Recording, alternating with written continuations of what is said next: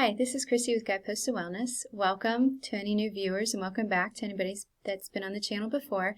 So we talk about anything and everything that has to do with wellness. And today I thought I would talk about weather triggers and headaches. I'm not sure if any of you out there have frequent headaches, or if you've ever had a migraine, you know how painful those are. Or if you have a headache and you don't really know why, I wanted to talk a little bit about how weather can be a trigger for that. So some studies that were done ask people that have frequent headaches and migraines if they feel like they are related to weather, and 73% of the people that were asked indicated that they thought that weather affected their headaches.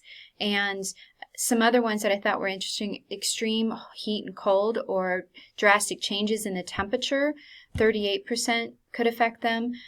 So those are the two big areas that I think are fairly common for people to recognize whenever they might have a headache. Now, if you're not sure, then if you're getting a headache and it might be a little bit more severe than usual, I just know that we've been going through a lot of rainy spells, and we've had a couple of hurricanes go through that have turned into tropical storms. And I've woken up several times in the last few weeks when it's been raining, a front has gone through at night, and I wake up with a headache. I could have a tension type of headache that hurts in a lot of different places that could turn into a migraine. Sometimes it's a migraine, just depending on a lot of different factors. Many times it's not just one thing that's going to trigger a headache, so keep that in mind. But I just noticed that I was waking up, it'd be raining, and I'd be waking up with a headache, and I thought that'd be a great topic to talk about with my viewers for their headaches as well. So you may realize that it's similar to your normal type of headache, but it also could have some slightly different symptoms. You might be more nauseous than usual. You might have some increased sensitivity to light that you don't normally have. You could have some numbness in the face, in the neck. You could have pain in your temples or pain in various sinus regions. So I found out some interesting stuff while I was recording this, and one of the things was either a misunderstanding that I had or just complete misinformation, lost in translation, whatever.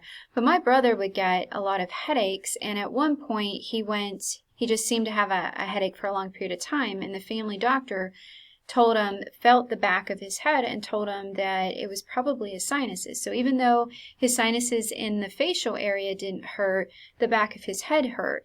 And I somehow walked away with, you have sinuses in the back of your head. And you don't actually.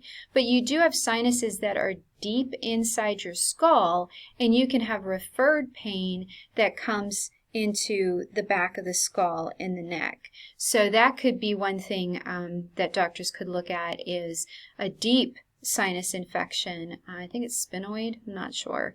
Sinuses that are deep in the brain that can affect pain in the back of the head. But not every doctor will agree or appreciate the weather impacts. So talking to another person who has headaches, I believe you. If you feel like weather is affecting your aches and pains in general, and or your headache frequency or severity, then it is. So let's first talk about why that happens. So one of the big reasons is that with weather changes, you're going to have changes in barometric pressure. And we do have the sinuses, and we do have large areas in our body that are filled with air or fluid. And when there's a change in the atmospheric pressure, which is the pressure of all the air that's all around us on our bodies are going to want to make equilibrium. They're going to want to make the pressure inside our bodies and our sinuses match the outside. So that's what happens. Now, here's where the doctors kind of have some different theories, perhaps, and they all could be right in some type of combination. But with the barometric pressure, some of the doctors feel that it's pressure receptors that are triggered that can cause then neurological. But for whatever reason, whether it is changes in the partial oxygen, that's one theory that as the pressure changes, the amount of oxygen changes. So because the amount of oxygen in the air changes, our body responds by dilating, making the blood vessels larger in order to get more oxygen to our body. Whenever our blood vessels dilate like that, it causes a release of serotonin. And let me just make sure I got that right.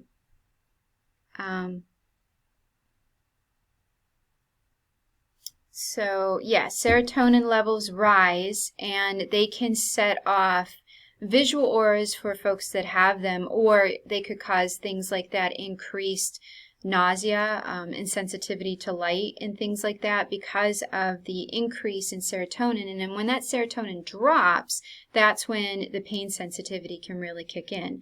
And I thought this was interesting. I never realized this, or I had forgotten it, of all the many things I've forgotten. Women actually have about 25% of the amount of serotonin as compared to a man.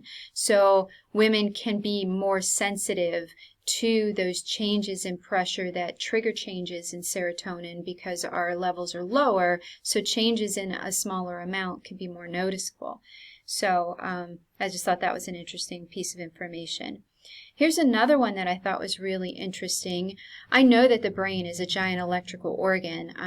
You guys that have watched some of my other videos on brain entrainment and brain waves and things like that. So I never realized that lightning would impact and can be a trigger for some people and cause an increased risk and headaches. But they've done some studies and show that for folks that already may be predisposed or have headaches a little bit more frequently, then a lightning strike within 25 miles can increase the risk of a headache by 25 to 30%. That's crazy, because I always thought that I woke up in the middle of the night because of the thunder, and that sleep was what gave me the headache. That, sudden waking up from sleep and losing sleep caused me to get the headache. And that could be part of it, because like I mentioned, it's not usually just one thing that's going to cause a headache, but having that lightning nearby can affect the electrical,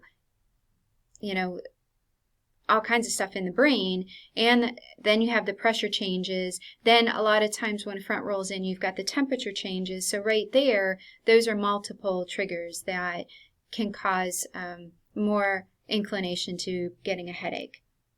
So that's a challenge. We can't change the weather, but if you think that you might be more prone to headaches due to weather, or if you get headaches and you really haven't taken the time to do a headache journal. I've done this in the past. I know most of my triggers pretty well, so I can work to avoid them, and there are things that I can do proactively, like make sure my magnesium levels are good. Obviously with sleep, hydration, those are some common things for me. But I know that when storms come through and there's a barometric pressure change, and I have to be careful in high humidity, that one will give me a headache lickety-split. And I don't know if that's the lupus, the thyroid, or just my own unique chemistry, but I have to be very, very careful when it is very humid outside, especially if I'm doing anything at all to exert myself. So those I know are my triggers, but a headache journal can be a really, really good thing to help find, because you may have food triggers. You could find that it really is related to your stress levels, your sleep. So when you're taking a look at your headaches, it's not just looking at the symptoms of the headache when it came on, but you're also looking at the previous day. So if you start logging what you eat, your amount of activity, your sleep, your stress levels, I'm working on actually putting together a symptom journal for a free download for folks, because I think it's really important to look at all 4 areas of wellness, not just what you eat, but to make sure you're looking at all those factors to find the trends and identify areas of opportunity for you to improve your wellness and potentially decrease the likelihood of the headaches. And then you can take this with you and show your doctor what you've trended, and they can identify additional proactive type steps or medications, or they can work with you on the best breakthrough medications and talk with you about how to take them. But the key thing is if you understand and you're aware of what your triggers are, then you can be as preemptive as you can. I know if I wake up in the morning with just even a mild inclination of a headache, I need to make sure that I eat something and then take some headache medicine. Excedrin migraine, or a generic form of that, is my starter. That one seems to work really well.